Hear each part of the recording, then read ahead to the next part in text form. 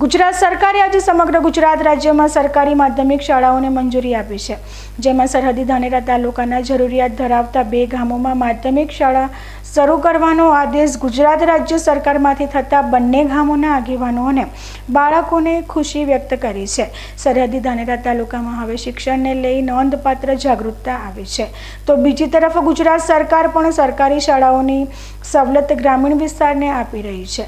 ધાનેરા તાલુકાનું ભાંજણા ગામ જે રાજસ્થાન રાજ્યની સરહદ પર આવેલું ગામ છે। સ્થાનિક ગામના આગેવાનો અને સરપંચ દ્વારા સરકાર સુધી માધ્યમિક શાળાની માંગણીને લઈ અનેક વાર રજૂઆત કરવામાં આવી હતી, જે માંગણી આજે સંતોષાઈ જતા ગામના આગેવાનોએ ભેગા થઈ એકબીજાને ગોળ ખવડાવી ખુશી વ્યક્ત કરી છે।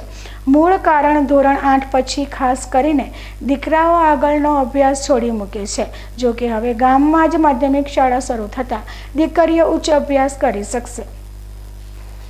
ભાંજણા સરહદી ગામ છે ને ખાસા ટાઈમથી રજૂઆત હતી અને અમારે બેન દીકરીઓ ભણવા નથી જતી, એટલે હાલ અહીંયા છેવાડાનું ગામ હોવાથી અહીંયા હવે માધ્યમિક શાળા ચાલુ થઈ જાય એટલે ભણશે। સરકારશ્રીનો ખૂબ ખૂબ આભાર, સાહેબશ્રીને બધા ગામજનો આભાર। કે રજૂઆત કરેલી તમે આ બાબતે? રજૂઆત કરી અમે અધ્યક્ષ શંકરભાઈ સાહેબને, પછી માવજીભાઈ સાહેબને ધારાસભ્ય અને ગોભાઈ દેસાઈ પૂર્વ ધારાસભ્ય। કેટલો ફાયદો થઈ શકે બાળકોને શાળા ચાલુ થશે એટલે પછી માધ્યમિક? ફાયદો તો બહાર જે ભણવા જતી હતી હવે છોકરી અહીંયા ભણી શકશે, એ મને ભણે, બહાર જવાનું નહોતું કરતી, અહીંયા ભણશે। કેટલા ગામોને ફાયદો છે આજુબાજુ? હા, કેટલા ગામોને ફાયદો થશે આ શાળા બનવા? આજુબાજુના બધા ગામના લગભગ 10-15 ગામના ફાયદો થશે। દૂર જવા માટે એના કરતાં ગામ બધાને ફાયદો છે। આ જ રીતે ધાનેરા તાલુકાના સૌથી વધુ જરૂરિયાતવાળા ધણોદર ગામમાં પણ માધ્યમિક શાળાને મંજૂરી મળી ગઈ છે। ધણોદર ગામ પણ સરહદી ગામ છે, જેના કારણે અભ્યાસમાં રુચિ ધરાવતા બાળકો માટે તો માધ્યમિક શાળા આશીર્વાદરૂપ માની શકાય। ધણોદર ગામમાં મોટાભાગે આદિવાસી સમાજના પરિવારો વસવાટ કરે છે। છેલ્લા 5 વર્ષથી સ્થાનિક ગ્રામ પંચાયત પ્રાથમિક શાળા સહિત માધ્યમિક શાળાની આગેવાનો રજૂઆત કરતા આવ્યા છે, જેને લઈ ગુજરાત સરકારે ધણોદર ગામને પણ માધ્યમિક શાળાની ભેટ આપી છે, જે બાળકોના ભાવિ ઘડતર માટે ઉપયોગી નીવડે તેમ છે। શેરગઢ ગ્રુપ ગ્રામ પંચાયતમાં આવતા ધણોદર ગામના સરપંચે માધ્યમિક શાળાની પરવાનગીને લઈ મહત્વની બાબત રજૂ કરી છે।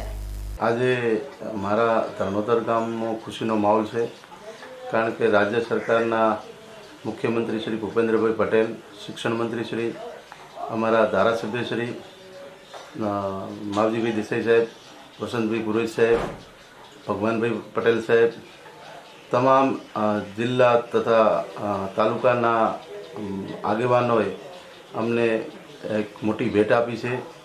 અને અમારો ધણોદર એટલે મૂળ છેલ્લો છેવાડાનું ગામ છે। અમારી વસ્તી ખેતરોમાં વધારે રહે છે અને આજુબાજુના વિસ્તારમાં પણ શિક્ષણની ખૂબ ભૂખ છે, તો અમને માધ્યમિક શાળા જે સરકારે ભેટ આપી છે એના માટે હું સરકારશ્રીનો અને અમારા જિલ્લા તથા તાલુકાના તમામ આગેવાનોનો આભાર માનું છું। તથા અમારી ગ્રુપ ગ્રામ પંચાયત છે શેરગઢ, એમાં આજુબાજુના વિસ્તારમાં પણ કોઈ માધ્યમિક શાળા નથી, એટલે બાળકોને જવા માટે ખૂબ મુશ્કેલી પડતી હતી અને બસની પણ વ્યવસ્થા નથી, એટલે તો ભણવા જવું હોય તો કઈ રીતે જવું અને મોટો પ્રશ્ન હતો। અમારે શિક્ષણથી વંચિત બાળકો ખૂબ